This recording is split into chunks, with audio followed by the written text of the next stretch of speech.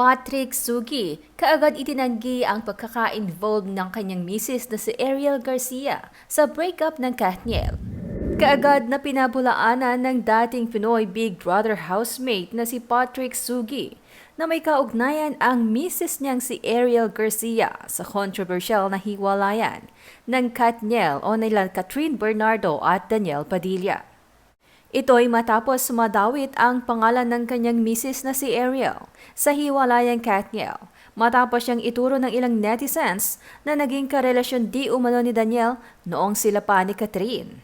Nag-ugat ito 2 buwan na ang nakalipas nang mayroong mag-post sa Reddit na isang blind item tungkol sa isang babae raw na nagngangalang Mermaid na naging kalandian at ka-sexual encounter ni Disco habang karelasyon pa nito si Kay. Ayon pa sa nasabing blind item, madalas ang pagkikita ni na Mermaid at Disco dahil nasa iisang grupo sila ng barkadahan. Ito nga ay Nguya Squad. At dahil nga dito, may ilang netizens ang nag-assume na ang tinutukoy na Mermaid ay si Ariel, nakapangalan ng bidang karakter sa Disney film na The Little Mermaid. Habang ang Disco na tinutukoy naman ay inassume na si Danielle Padilla at ang Kay ay si Catherine Bernardo.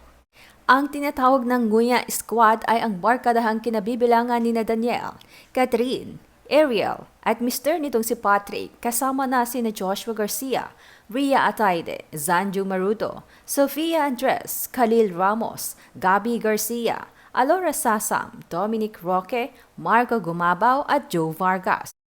Dagdag pa sa blind item, ang naging relasyon daw ni na Danielle at Ariel ang dahilan kung bakit hindi raw dumalo si na Danielle at Catherine sa kasal ni na Ariel at Patrick noong April 20, 2022.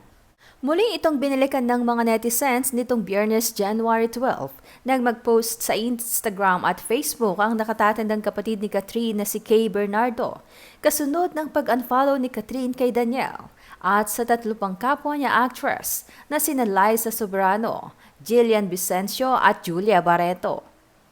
Laman tuloy ng nakakaintrigang post ni Kay ay isang litrato ng maskara na may makasulat na "We know what you did last summer" at ang makahulugang caption niyang naglalaman ng mga taong nakalipas: 2017, 2018, 2019, 2021 at 2023. And the very first one that I know, 2014. Pag-a-assume tuloy ng mga netizens, marahil ang mga taong ito sa caption ng ate ni Kat ay ang listahan ng mga taon kung kailan nagtaksil o nagloko si Danielle kay Catherine.